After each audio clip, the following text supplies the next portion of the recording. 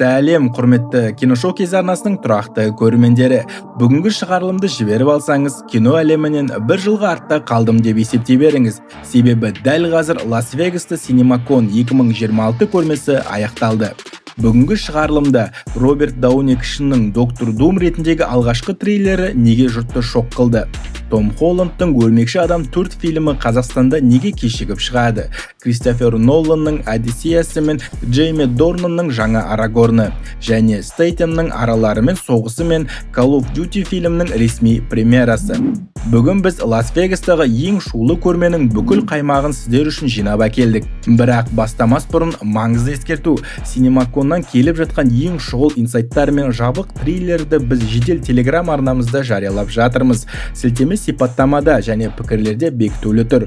Көштен қалмау үшін қазір жазылып алыңыз. Және ұмытпаңыз, енді біз әр аптаның соңында сенбі немесе жексенбі күндері осындай ауқымды жаңалықтармен кездесіп тұрамыз. Сол себепті міндетті түрде арнаға жазылып, қоңыраушаны басып қойыңыз. Сол кезде ешқандай жаңалықтан қалып қоймайсыз.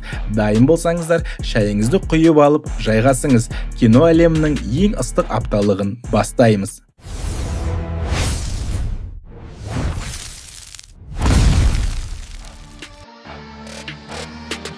CinemaConнан жеткен келесі ірі блок біздің сүйікті көрші өрмекшімізге арналады. Бірден 2 жоба бойынша үлкен жаңалықтар бар. Алдымен анимациялық шедевр Өлмекші адам әлемдер шегінен тыс мультфильмнен жаңа постерлер жарияланды.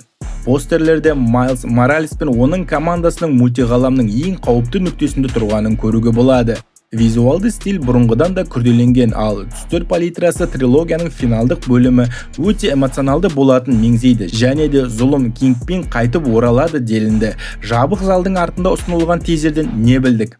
Майлз өзінің басқа ғаламдағы зұлым бродяга нұсқасымен Моралес тегінің дұрыс айтылуы туралы дауласады. Осы сәтте ол оған канондық оқиғаның не екенін түсіндіруге тырысады. Ролик жер 42 әлеміндегі Майлздың қылмыстық өткеніне терең үңіледі. Біз бұл Майлздың неліктен зұлым жолға түскенін көреміз. Өлмекші адамдар тобының неонды түстерге толы қала пейзажымен жүріп бара жатқан кадрын байқаймыз және визуалды тұрғыдан өте әдемі шыққан. Мигель О'Хара алып порталдардың алдында тұр. Ол бәрібір канонды сақтап қалуға тырысатын сияқты. Тизердің соңында дақтың айналасындағының бәрінен өмірлік энергияны сорып жатқан сұмдық кадры көрсетілді. Ол енді жай ғана зұлым емес, нағыз құбыжыққа айналған. Бұл бөлім бізді жылатуы да, қорқытуы да мүмкін. Дайын болыңыздар.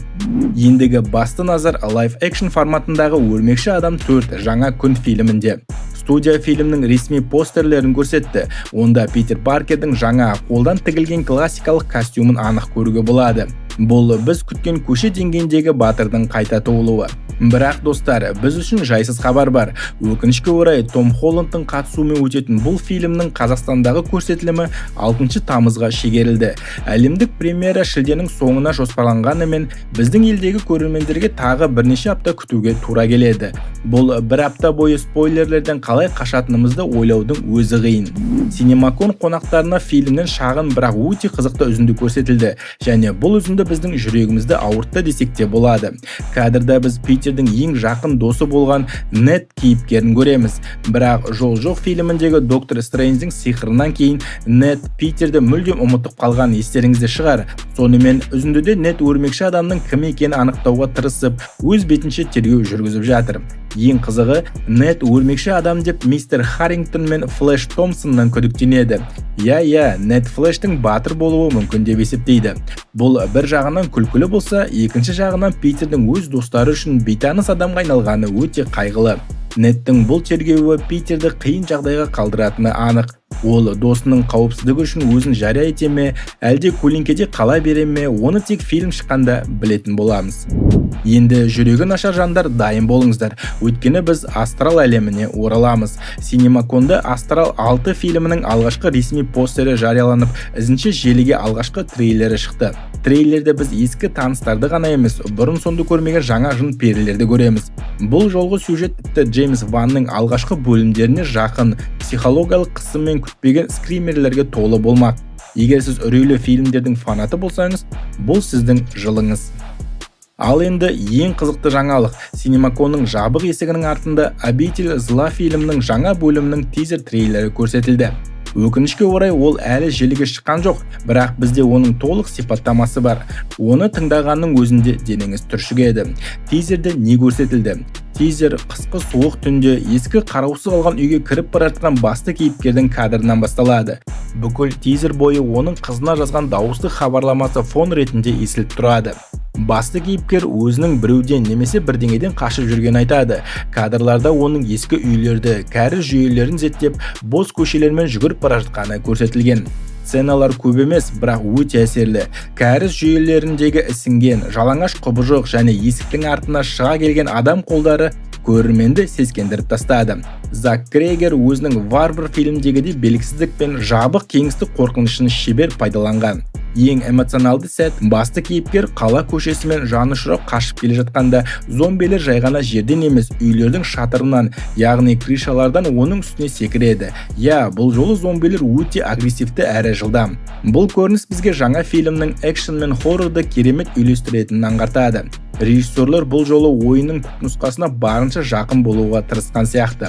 Бұл тизер желіге шыққан сәтте біз оны Telegram арнамызға саламыз, сондықтан жазылуды ұмытпаңыз. Алдымызда тарих жасалып жатыр деуге болады. 10 жылдан астам уақыт бойы күткен Nintendoның ең аңызға айналған жобасы Zelda туралы аңыз фильмнің түсірілім жұмыстары ресми түрде аяқталды. Бұл жай ғана кино емес, бұл бүкіл бір индустрияның үлкен сынағы. Режиссер Вес Бол мен продюсерлер CinemaCon сахнасында тұрып, фильмнің постпродакшн кезеңіне өткенін мақтанышпен жариялады. Күнтізбеге белгілеп қойыңыз, Линк пен Зельданың үлкен экрандағы саяхаты 2027 жылдың 7 мамырында басталады.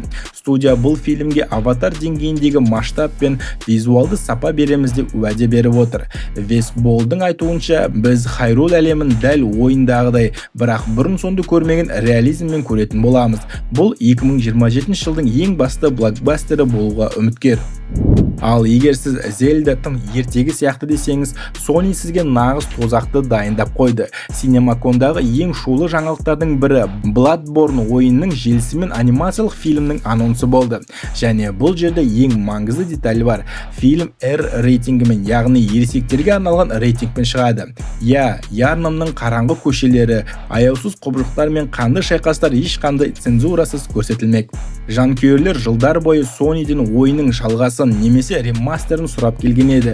Студия басқа жолмен кетті, бірақ R рейтингі бұл нағыз жеңіс. Анимация форматы ойындағы готикалық сұмдықты барынша дәл жеткізуге мүмкіндік береді. Sony бұл жоба арқылы Arkane немесе Castlevania сияқты сапалы ересектер анимациясының шыңына шықпақшы. CinemaConның басты жұлдыздарының бірі Дуэйн Скала Джонсон сахнаға шығып, Jumanji франшизасының жаңа бөлімі туралы сенсациялық мәліметтермен бөлісті. Келесі фильмнің ресми атауы Jumanji Open World, яғни ашық әлем деп жарияланды. Егер сіз заманауи видео ойындарды ойнасаңыз, Open World концепциясының қаншалықты ауқымды екенін жақсы білесіз. Бұл шектеусіз еркіндік, орасан зор территория және сансыз шытырман оқиға деген сөз. Мысалы, GTA немесе Ведьмак 3, Red Redemption 2 сияқты ойындар осы Open World жанрына жатады. Дуэйн Джонсонның айтуынша, бұл фильм бүкіл франшиза тарихындағы ең масштабты әрі ең қымбат жоба болмақ. Басты кейіпкерлер енді тек бір локациямен немесе бір деңгеймен шектелмейді.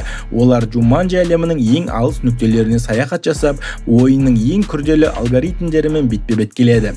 Бұл жолы Скала мен оның командасы тек тірі қалу үшін емес, бүкіл виртуалды әлемнің құрылымын сақтап қалу үшін күресетін сияқты. Кевин Харт пен Джек Блейктің әзілдері бұл ауқымды экшнмен қалай үйлесетінін көруге асықпыз. Jumanji енді жай ғана комедия емес, нағыз эпикалық блокбастерге айналмақ. Достар, орта жер әлеміндегі ең басты жұмбақ шешілді. Сақиналар әміршісі Голлумды іздеу фильмінде Арагорн рөлін кім сомдайтыны ресми түрде белгілі болды. Бұл рөлге Джейми Дорнан бекітілді. Вигго Мортенсеннен кейін бұл рөлді қабылдау кез келген актер үшін үлкен жауапкершілік әрі қауіп. Джейми Дорнанды біз +18 немесе Белфаст фильмдерінен жақсы танимыз. Оның сырт келбеті мен драмалық әлеуеті Арагорнның жолаушы кезіндегі жұмбақ әрі жауынгер бейнесіне өте жақын келеді.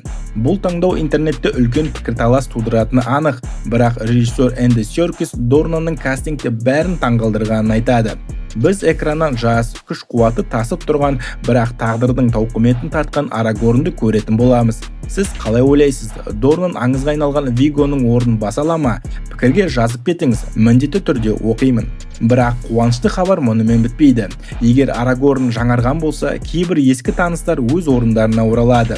Ли Пейс ресми түрде орман патшасы Трандуил рөліне қайта оралатын болды. Неге бұл маңызды?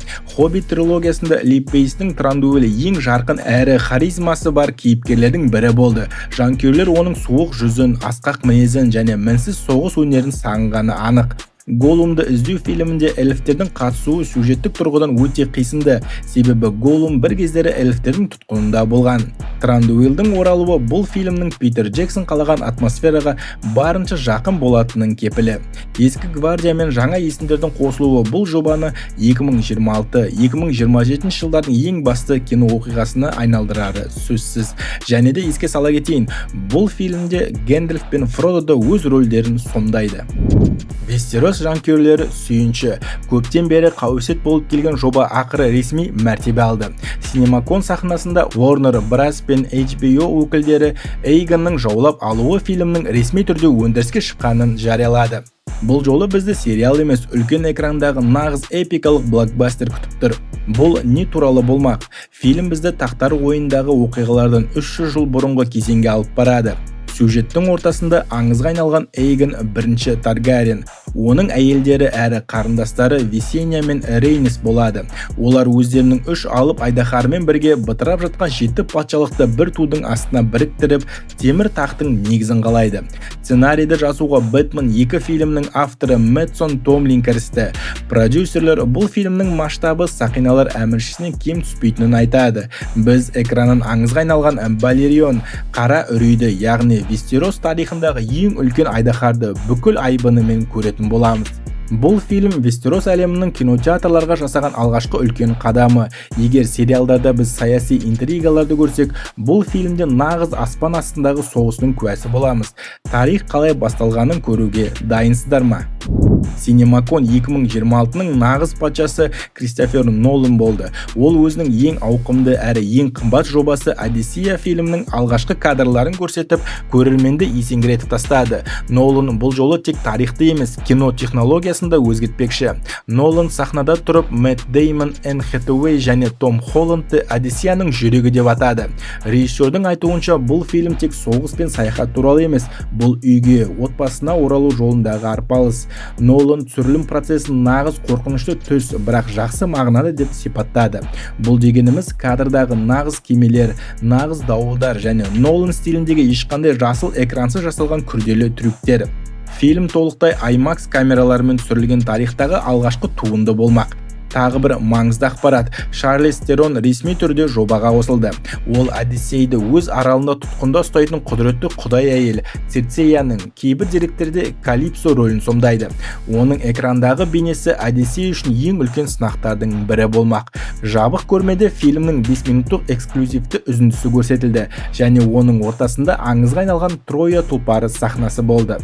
Үзіндінің сипаттамасына келетін болсақ, біз Мэтт Деймон мен оның сарбаздарының алып ағаш тұлпардың ішінде тығылып отырғанын көреміз. Ең қорқыныштысы, троялықтардың аттың ішінде адам бар жоғын тексеру үшін оны өткір қылыштармен шанши бастайды. Сарбаздардың бірінің бетін қылыш тіліп өтсе де, олар дыбыс шығармай өлім мен өмір арасында үнсіз қалуы тиіс. Бұл сахнаның шиеленісі соншалық, залдағы көрермендер тыныс алуды ұмытып кетті. Сонымен қатар үзінді соңында алып циклоп Полифемнің де алғашқы кадрлары жылт етті. Қорытындылай келсек, Ноланның Одиссеясы бұл 3000 жылдық тарихтың ең заманауи әрі ең эпикалық көрінісі болмақ. Премьерасы 2026 жылдың 17 шілдесіне жоспарланған. Біз тағы бір классиканың туылуына куә болып жатқан сияқтымыз. Джейсон Стейтем қайтадан іске кірісті. Синемаконда Пчеловод 2 фильмнің алғашқы трейлері жарияланып, көрерменді есеңгіретіп тастады. Бұл жолы масштаб мүлдем бөлек. Трейлерде Стейтемнің кейіпкері Адам Клей ара өсірушілердің нағыз құпиясын біледі. Бұл жай ғана кек алушылар емес, бұл ақшты қорғауға арналған үкіметтік юрисдикциядан тыс әрекет ететін ең элиталық, ең жабық ұйым екен. Олардың мақсаты жолында тұрған кез келген кедергіні, мейлі ол заң болсын, мейлі адам болсын, аяусыз жойып жіберу. сюжеттің шиеленіскені сонша ақш президентін ұрлап кетеді. Бүкіл ел дүрбелеңге түскенде Джереми Айронсонның кейіпкері сахнаға шығып, бұл ессіздікті тоқтата алатын жалғыз адам сенсің деп Стейтемге жүгінеді. Енді ең қызықтысына көшейік. Стейтем бұл жолы тек жұдырыққа сеніп қана қоймайды. Трейлерде оның пулеметтарымен, от шашарларымен қаруланғанын көреміз. Бірақ нағыз шок ол тірі араларды қару ретінде қолдана бастайды. Стейтем мен аралардың бірлескен шабуылы бұл экшн жанрындағы нағыз ноу-хау болмақ. Режиссер Дэвид Эйр бірінші бөлімнің табысынан кейін екінші бөлімде тежегішті мүлдем баспаған сияқты. Стейтемнің қатыгездігі мен аралардың магиясы біріккенде бізді 2026 жылдың ең динамикалық боевигі күтіп тұрғаны анық. Достар, Синемаконда Paramount студиясы бәрімізді сағындырған екі алып жобаның тағдырын жариялады. Бірінші жаңалық, 10 жылдан астам уақыт бойы өлі күйіне жатқан жоба қайта тірілді. Paramount ресми түрде The дүниежүзілік соғысы фильмнің жаңа бөлімін дайындықты бастап кетті. Брэд Питтің оралуы туралы нақты ақпарат әлі жоқ, бірақ студия бұл жолы зомби пандемияның масштабын бұрынғыдан да үлкейтпекші. Бұл нағыз жаһандық триллер болмақ. Екінші жаңалық, аспан патшасы Том Круз туралы. Дәл қазір Top Gun 3 фильмнің сценарийі қызу жазылып жатыр. Maverick фильмі кассада нағыз рекорд орнатқаннан кейін студия бұл жетістікті қайталағысы келетіні анық. Maverick тағы да қандай ақылға сыйымсыз трюктер жасайтынын елестетудің өзі қиын. Геймерлер, бұл сіздерге арналған ең басты десерт. Кино әлеміндегі ойындарды кино қылып шығарудың көшін енді әлемдегі ең танымал шутер Call of Duty жалғастырмақ. Синемаконда фильмнің ресми премьера күні жарияланды. 2028 жылдың 30 маусымы. Бұл жобаның бюджеті мен масштабы кез келген соғыс фильмінен асып түседі деп күтілуде. Біз экраннан Капитан Прайс немесе Гоус сияқты аңызға айналған кейіпкерлерді көреміз бе, әлде жаңа хикая бастала ма? Студия бұл фильмді тек геймерлер үшін емес, құтқарушы Райан деңгейіндегі шынайы соғыс драмасы ретінде түсірмекші. 2028 жыл нағыз экшн жылы болмақ. Ниндзя тасбақалардың жанкүйерлері, дайын болыңыздар. Синемакон 2026-да Черепашки ниндзя погром мутантов, яғни ниндзя тасбақалар мультфильмінің екінші бөліміне қатысты ең басты интрига ашылды. Бұл жолы біздің жас батырларымызға тек мутанттар емес, франшиза тарихында ең қауіпті антагонисттер қарсы тұрады. Ресми түрде жарияланды. Сиквелдің басты зұлымдары Шредер мен Крэнк болмақ. Бірінші бөлімнің соңында біз Шредердің тек кішкентай ғана сұлбасын көрген едік. Енді ол толық күшінде оралады. Продюсерлердің айтуынша, бұл жолғы Шредер бұрынғы нұсқалардан әлдеқайда қатал әрі суық болмақ. Ол Foot кланын басқарып, тасбақалардың Нью-Йорктегі тыныш өмірін шын мәніндегі тозаққа айналдыруға келді. Бірақ Шредер жалғыз емес, оған мультиғаламның немесе X өлшемінің ең сұмдық бейнесі Крэнк қосылады. Естеріңізде болса, бірінші бөлімде Утром корпорациясы туралы ишаралар болған еді. Крэнктің пайда болуы бұл технологиялық қауіптің жаңа деңгейі. Біз экраннан аңызға айналған технодромды көреміз бе? Инсайдерлер бұл мүмкіндіктің өте жоғары екенін айтуда. Режиссер Джефф Роу екінші бөлімде тасбақалардың есейгенін және олардың алдындағы қиындықтарын да ересек болатынын айтты. Шредер мен Крэнктің одағы бұл ниндзя тасбақалар үшін ең қиын сынақ. Анимациялық стиль сақталады, бірақ экшн сахналары бұрынғыдан да динамикалық әрі ауқымды болмақ. Классикалық зұлымдардың жаңа стильдегі бейнесін көруге асықпыз ба? Синемакон 2026 көрмесінде Paramount студиясы өзінің нағыз ауыр артиллериясын шығарды. Студия өзінің ең ірі 3 франшизасын қайта жандандырып, оларды бір-бірімен байланыстыруды қолға алыпты. Достар, бұл жай ғана қауесет емес. Paramount ресми түрде трансформерлер мен G.I. Joe Cobra соққысы әлемін біріктіретін ортақ фильмге жасыл жарық жақты. Бұл сюжет трансформерлер аңдардың өрлеуі фильмнің соңында айтылған оқиғаның тікелей жалғасы болмақ. Елестетіп көріңізші, автоботтар мен элиталық спецназ сарбаздары иық тіресе отырып ортақ жауға қарсы тұрады. Продюсерлік тізгінде аңызға айналған Стивен Спилбергтің өзі отыр. Бұл блокбастерлер тарихындағы ең ауқымды соғыстардың бірі болары анық. Ғарыш әуесқойлары үшін де тамаша жаңалық бар. Жұлдызды жорық әлемінің жаңа толық метражды фильмі ресми түрде өндіріске шықты. Бірақ бұл жалғасы емес, бұл приквел. Фильм бізді 2009 жылғы туындыдан ондаған жылдар бұрынғы уақытқа алып барады. Біз федерацияның қалай құрылғанын және алғашқы ғарыштық байланыстардың қалай орнағанын көреміз. Режиссерлік орында Андор сериалымен танымал Тоби Хейнс отыр, демек бізді сапалы әрі терең сюжет күтіп тұр. Студия тек кроссовермен шектелмей, G.I. Joe әлемін жекелей де дамытпақшы. Бұл жолы олар бұрынғы қателіктерді қайталамай, кейіпкерлерді барынша шынайы әрі Marvel стиліндегі ортақ кино әлемге біріктіруді көздеп отыр. Анимация әлемінде де үлкен өзгерістер бар. Әлемдегі ең ашушаң құс Редтің өмірі енді түбегейлі өзгеретін болды. Ашулы құстар 3 мультфильмнің сюжеті туралы күтпеген мәліметтер жарияланды. Бұл бөлімде Ред ресми түрде әке атанады. Біздің сүйікті ашушаң кейіпкеріміздің енді өз балапаны бар. Бірақ сюжет тек бақытты отбасы туралы емес. Ред әке болудың барлық қиындықтарымен, ұйқысыз түндермен және бала тәрбиесіндегі ессіз сәттермен бетпе-бет келеді. Елестетіп көріңізші, кез келген ұсақ түйекке ашуланатын Ред енді балапанның еркелігіне қалай шыдайды. Чак пен Бомб бұл жағдайда қандай көмек көрсетеді, немесе кедергі жасайды. Продюсерлердің айтуынша, бұл бөлім тек балалар үшін емес, әсіресе ата-аналар үшін өте жақын әрі күлкілі болмақ. Редтің әкелік ашуы мультфильмге жаңа дем беретіні анық. Бұл жолы құстар тек шошқалармен ғана емес, өздерінің жаңа өмірлік рөлдерімен де күресетін сияқты. Редтің кішкентай көшірмесін экранын көруге дайынсыздар ма? Marvel жанкүйерлері дәл қазір экранға жақынырақ жайғасыңыздар. CinemaCon 2026 көрмесінің ең соңғы минуттарында Marvel'дің атасы Кевин Файге шығып, мультиғаламдық саганың болашағын түбегейлі өзгертетін мәлімдеме жасады. Кек алушылар Доктор Дум фильмі туралы ең басты құпия ашылды. Кевин Файге ресми түрде растады. Кек алушылар Доктор Дум фильміндегі оқиғалар кек алушылар финал аяқталған жерден бірден басталады. Бұл нені білдіреді? Біз бұрын кек алушылар бесті мультиғаламның ортасында болады деп ойлаған едік. Бірақ Файге бізді таныш жеңілгеннен кейінгі, Тони Старк өмірден өткеннен кейінгі сол бір ауыр кезеңге қайта алып барады. Доктор Думның пайда болуы кек алушылардың ең әлсіз, ең шашыраңқы кезіне тұспа-тұс келетін сияқты. Бұл франшизаның ең драмалық сәтін қайта тірілту деген сөз. Бірақ ең қызығы бұл емес. Файге бұл фильм бізді X адамдарының ең алғашқы бастауларына қайтаратынын айтты. Бұл Marvel кино ғаламында мутанттардың қалай пайда болғанын түсіндіретін басты нүкте болуы мүмкін. Мүмкін Доктор Думның әрекеттері немесе мультиғаламның соқтығысуы мутанттар генінің оянуына себеп болады. Немесе біз X адамдарының тарихын кек алушылармен параллельді түрде мүлдем басқа қырынан көреміз. Бұл екі алып команданың тоғысатын жері. Файге бұл жобаны Marvel тарихындағы ең маңызды эксперимент деп атады.